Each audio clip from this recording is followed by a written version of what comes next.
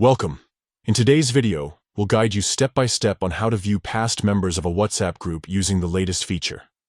This is incredibly useful if you want to see who has left or been removed from a group. Let's dive right in. First, open the WhatsApp app on your smartphone. Make sure it's updated to the latest version to access this feature. Next, select the group where you want to view past members. Simply tap on the group chat from your list of conversations. Once the group chat is open, tap on the group name at the top of the screen. This will take you to the group's information page, where you can see details like participants, media shared, and more. Now, scroll down through the group info page.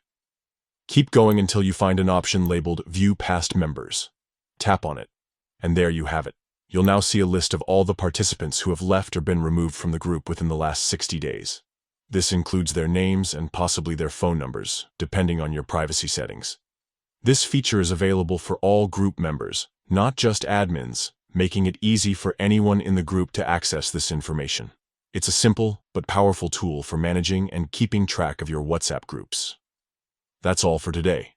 If you found this tutorial helpful, be sure to share it with others who might benefit from it.